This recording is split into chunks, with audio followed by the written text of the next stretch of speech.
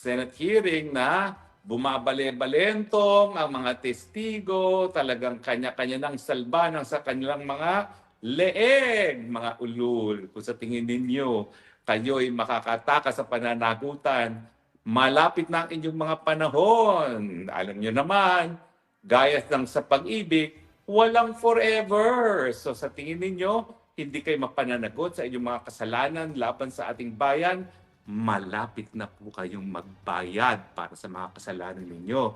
Kayong mga korap, malapit na mga panahon ninyo. Ilang tulog na lang yan dahil galit na galit na ang taong bayan. Habang lumalangoy sa tubig baha, kayo nagpapasasa.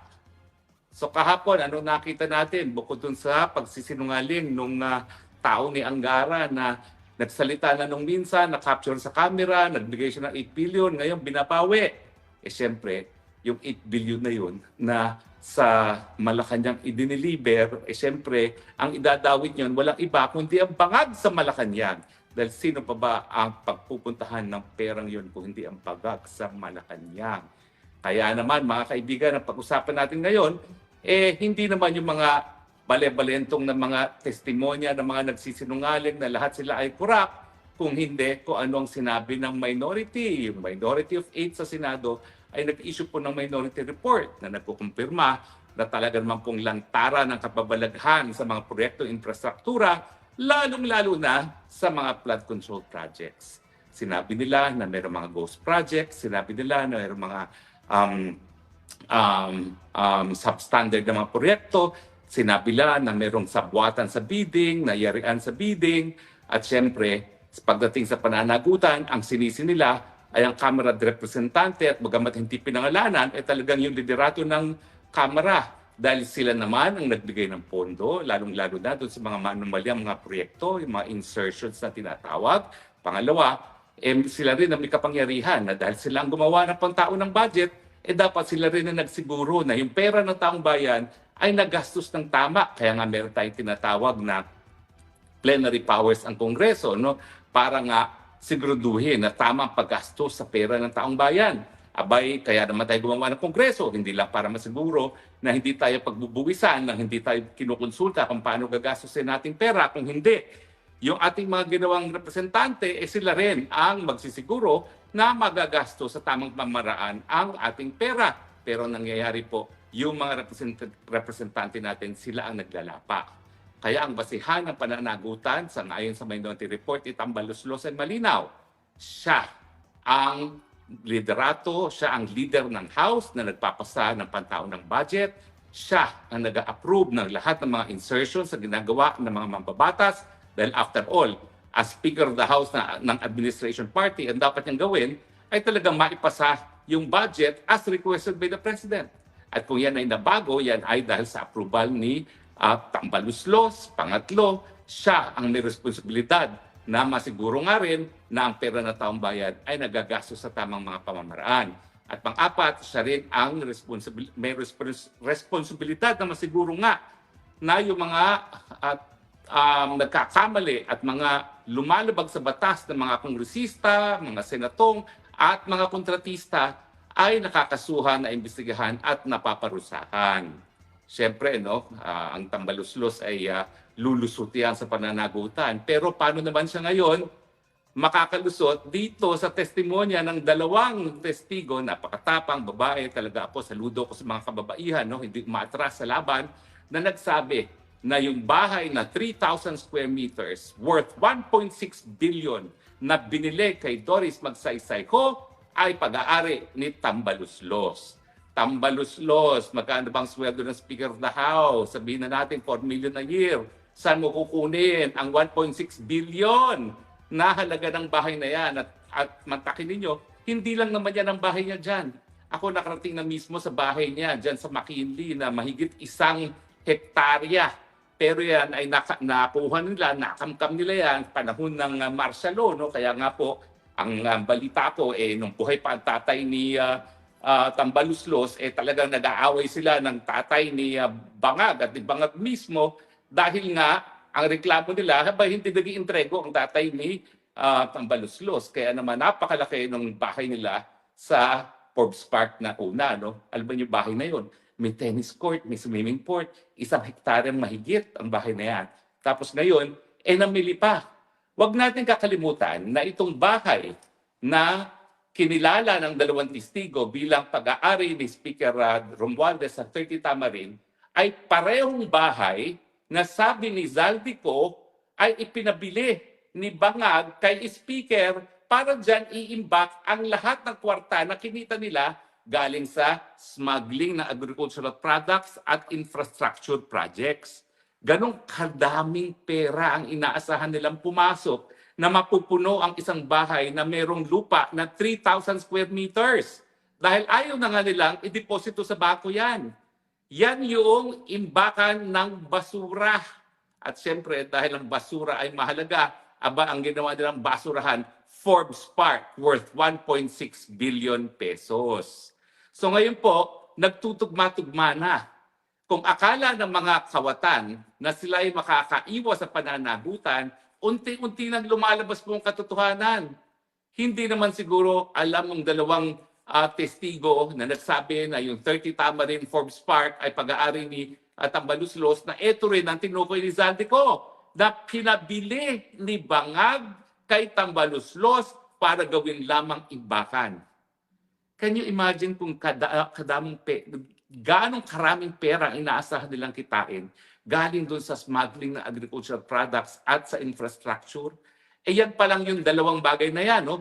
Meron pang confidential funds na alam natin na talaga namang pinepera-pera lang ng ating mga bangag sa gobyerno. Naku po, talaga namang pong hindi ko akalain na ang pagnanakaw pala galing sa kabanang bayan ay talagang po pwedeng maging genetic. Kung ganong kasama ang ama, ganun din ang anak. Bagay, sinasabi nga ng mga matatanda, ang punong mangga hindi po pwede magbunga ng santol. Kung ganong kabulok ang pinanggalingan, ganun din kabulok ang magiging prutas. At yan nga po ang nalalaman natin ngayon at napapatunayan na yung 30 Tamarin, 3,000 square meters, Forbes Park, purchased for 1.6 billion, ay binili lamang, pinabili ng Bangag kay Tambaluslos para gawing imbakan ng pera. O ngayon, sasabihin ninyo, walang pananagutan si Tambaluslos. Hindi ako naniniwala kasi na sunod-sunuran lang si Tambaluslos. Unang-una.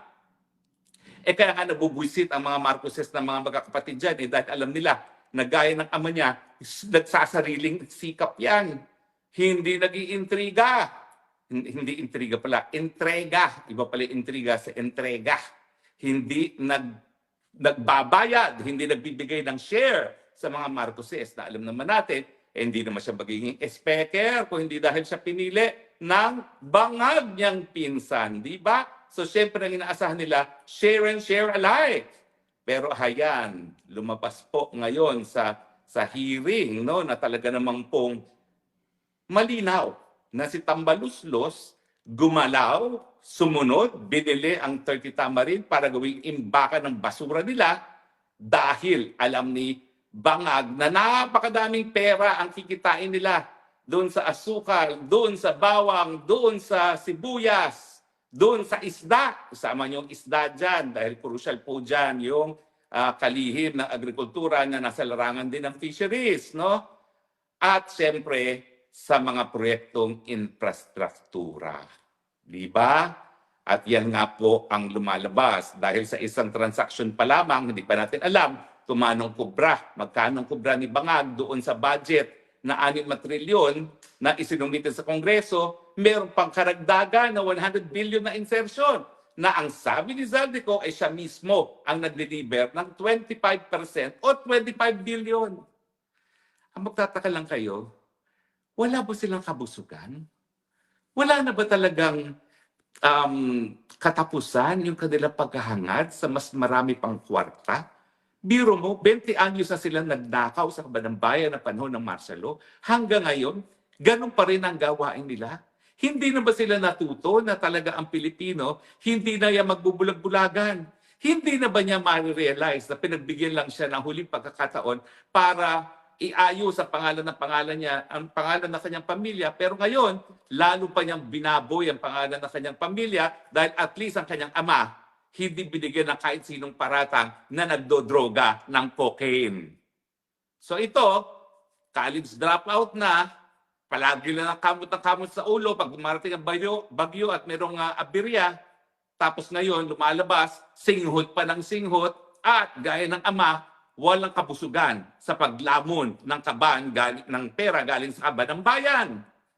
Napakasama naman nakapalaro ng Pilipinas. No? 20 anyos na sa isang diktador na matakaw, ngayon na naman, pang-apat na taon na sa isang diktador na bangag pa na magnanakaw din, na wala pang utak at wala ngang pinag-aralan. Ayan, sisihin natin ang mga sarili natin kung bakit siya ngayon ang presidente, pero talagang mas matindi ang ating pananagutan kung papayagan pa natin manatili sa pwesto ang isang magnanakaw na bangag pa na walang solusyon sa problema ng bayan pagdating sa walang tigil na pagtaas sa presyo ng bilihin, pagdating sa kagutuman, at syempre ngayon, kinakaladkad pa tayo sa isang gera na wala naman tayong kinalaman. Palibasa, wala sa kanyang mga anak ang papupuntahin niya para mamatay para sa mga Taiwanese. Di ba? Sabi sa inyo, dapat baguhin na ang national anthem. Under a bangag president, ang mamatay na para sa Taiwan. O, ako, kayo na lang po yan. Kayo na lang po yan. Dahil ako, hindi ako magpapakamatay para sa mga dayuhan. Para lamang sa inang bayan. Para lamang sa kapwa Pilipino. So ngayong nagtugma-tugma na po ang mga sinabi ni Zaldico, ang sinabi ng testigo na meron talagang mamamahay na binili si Romualdez, na tinutukoy naman ni Zaldico na ito nga yung biniling bahay sa ayon sa kautusan ng bangag na bili niyang bahayan para dyan i-imbak ang mga basura nila. Ano nang gagawin ninyo?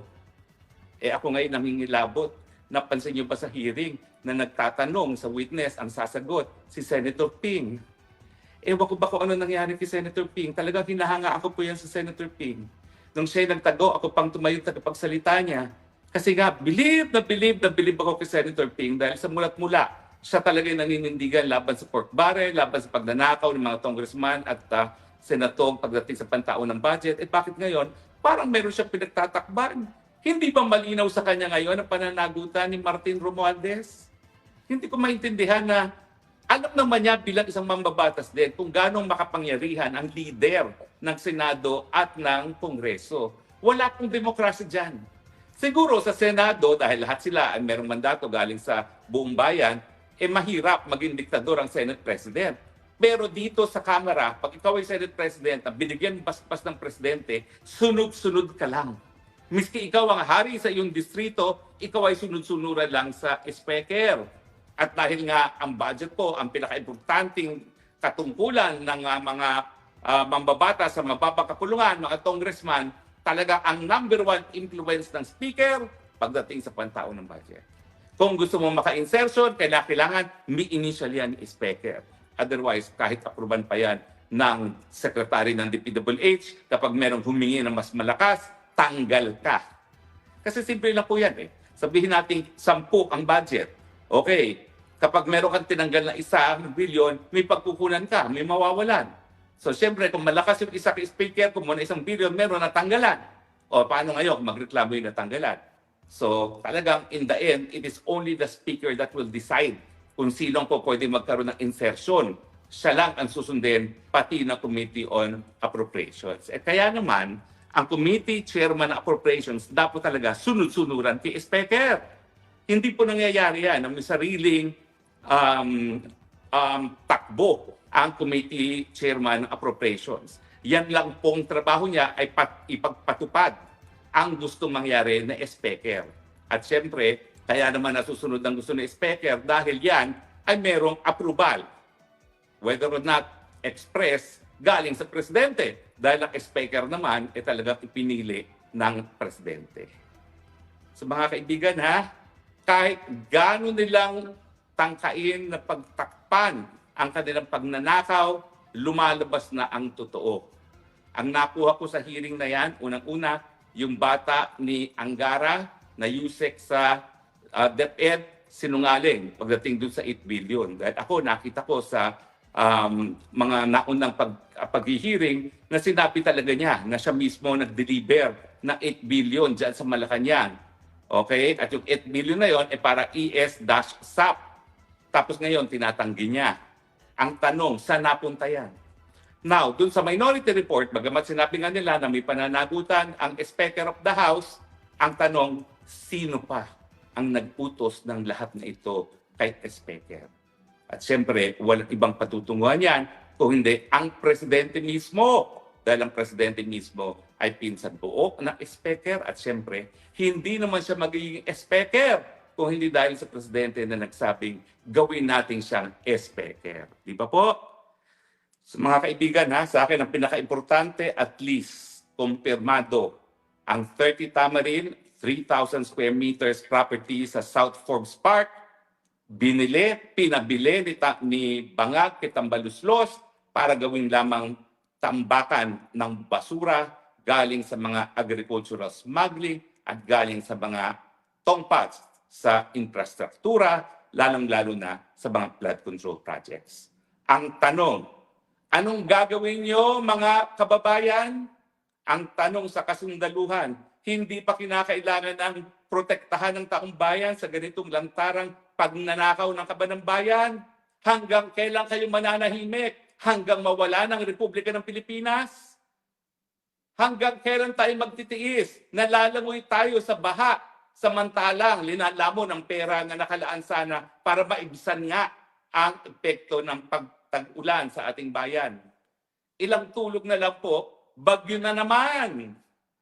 Pebrero na po, magtatag-init hanggang Hulyo. Pero pagdating po ng Agosto, haya na naman ng mga bagyo, langoy na naman tayo. Wala na naman tayong aasahan sa mga flood control projects dahil nilamon na ng mga bangag, ng mga tambaluslos, ng mga senatong at mga congressman. Hanggang kailan kayo magtitimpi sa hirap? Hindi na ba kayo nahihirapan? Hindi na ba kayo napapagod? Pwede ba? Paglaban nyo naman inyong mga sarili. Pag tayo nanindigan laban sa korupsyon, hindi tayo nagpapakabayani para sa iba. Nagpapakabayani tayo para sa ating mga sarili. Dahil kinakailangan natin yan, ninanakaw nilang pera para nga maibsan ang mga paghihirap natin pag nagkaroon ng baha. Para magkaroon tayo ng libreng gamot at libreng gamot ay isinulong na natin ng batas na ngayon ay kinukurakot pa nila.